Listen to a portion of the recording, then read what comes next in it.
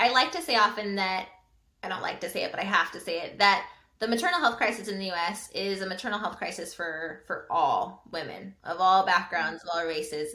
Like you said, there's a higher mortality crisis in the US, period, for mothers. And as we know, these things are always worsened for groups who have been put at a disadvantage, who have been excluded, who have been marginalized. And so we see it even more for Black women, for Latinx women as well, but especially Black women. But I think that number keeps other women from thinking that there's an issue happening for them as well. They also shouldn't be facing the numbers that they're facing. So I'm going to say that first, that everybody needs to be concerned about the maternal crisis in the US. And even if it wasn't affecting them, they should be concerned. But if you're the kind of person who thinks, oh, well, that's that group and not mine, it's actually all of us. And there's something going incredibly wrong in the American health system around the way that we see mothers. And we don't respect, again, the voices of women. So when women say something's wrong and we don't pay attention to them, that's further magnified for Black women. It comes back to a lot of different things, but one of them is bias and thinking that Black women can somehow handle more pain than other people. There's this notion that Black women are stronger, that they don't need as much intervention, or that they're making something up. They're trying to get something out of the system when they're saying something's going wrong, I need help. So that's a part of it. There's also a part of it where there's a lot of money behind birthing in the United States. And so getting women into hospitals, getting them to fear what their bodies can do, saying, you don't know how to do this, but I do as a doctor.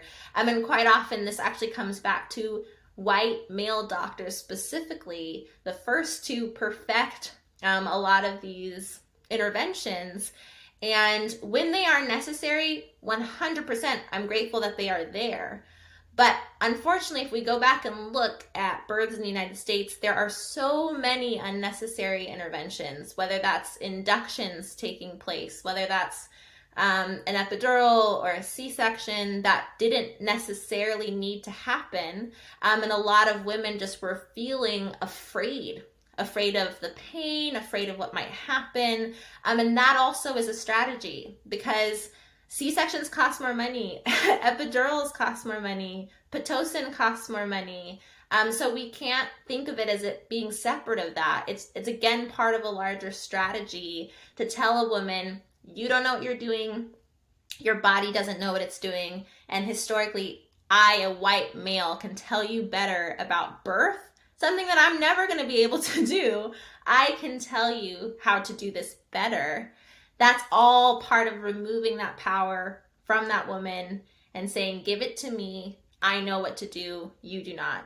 And we can see that very specifically with Black women, where for so long it was illegal for us to even deliver in hospitals. We weren't allowed into hospitals. And so the granny midwife tradition is a long respected one, but this changes when Medicaid is introduced and there's now money involved in getting Black women to deliver in hospitals and getting them to let go of a tradition and saying, hey, you actually need all of these interventions. And Medicaid even pays more for C-sections than for a vaginal delivery. So there's a lot that people just are completely unaware that we're part of a larger strategy. And I just want more women to be aware so that at least they can make the decision with that extra information and not only the information of, oh, this is going to be hard, it's going to be scary, it's going to be painful, leave it to me, versus find you have it in you.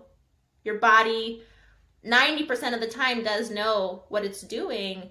And if it doesn't, there will be an intervention there to help you.